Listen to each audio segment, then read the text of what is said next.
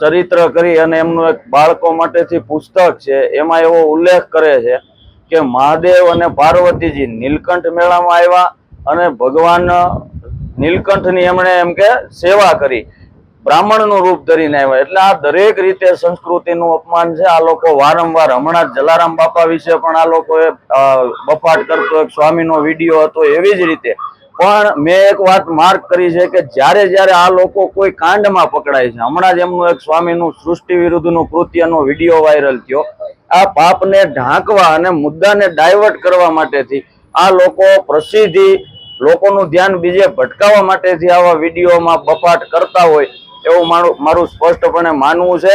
અને આપની ચેનલોના માધ્યમથી આવા લોકોને અમે ચેતવણી પણ આપીએ છીએ કે આ લોકોને ખરેખર આમના જે મોટા સંતો મહંતો છે એ આવા લોકો વિરુદ્ધ પગલા કેમ નથી લેતા. ભૂતકાળમાં પણ મેં ફરિયાદ દાખલ કરાવેલી, ત્યારે મને ખૂબ જાનથી મારી નાખવાની ધમકીઓ પણ આ લોકોએ આપેલી, 2000 જેટલા મેસેજ કરેલા.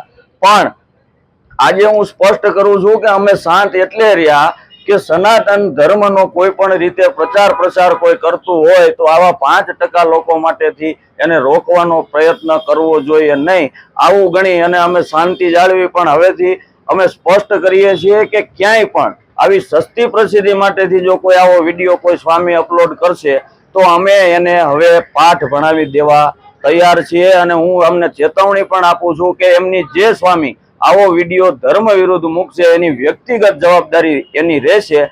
વાત રહી અમને દબાવવાની, તો અમે કોઈથી દબાવવાના નથી. અમે ભગવાન પરશુરામ દાદાના વંશજો છીએ અને આવા લોકોને ભરી પીવા માટેથી અમે સક્ષમ છીએ.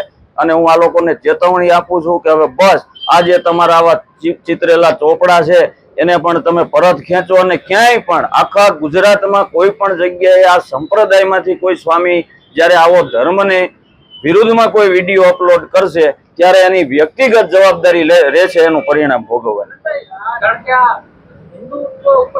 બિલકુલ બિલકુલ આવી વાત સાંખી લેવી જોઈએ નહીં. અને હું આ દરેકને, આપ દરેકને, સનાતન ધર્મને માનનારા તમામ લોકોને હૃદયપૂર્વક અપીલ કરું છું કે આવા લોકોનો સામૂહિક બહિષ્કાર કરવાનો સમય આવી ગયો છે. કારણ કે જો આવા લોકો વારંવાર બફાટ કરે તો એમના સંપ્રદાયના કોઈ વડા દ્વારા આના વિરુદ્ધ પગલા કેમ નથી લેવાતા, અથવા તો આ લોકો વિરુદ્ધ ક્યારેય ગુના કોઈ દાખલ કેમ નથી કરતું. એક વખત સિંગલ ફરિયાદ મેં રાજકોટથી આ લોકો વિરુદ્ધ નોંધાવેલી, પણ મને બધાએ સમજાવતા અને મને પણ એવું લાગતા કે આ ધર્મનો વિદેશની ધરતી ઉપર મુસ્લિમ કન્ટ્રીમાં પણ આપણા મંદિરો બનાવે છે, એટલે આનો વિરોધ કરવો જોઈએ નહીં આવા 5% લોકો માટેથી. પરંતુ હવે બસ આવા 5 લોકોને ભરી પીવા માટે અમે મેદાનમાં છીએ. અને ફરીથી એક વખત રિપીટ કરું છું કે કોઈ પણ સ્વામી આવો ધર્મની વિરુદ્ધમાં ક્યાંય વિડીયો અપલોડ કરે તો પરિણામ ભોગવવાની માનસિક તૈયારી રાખે.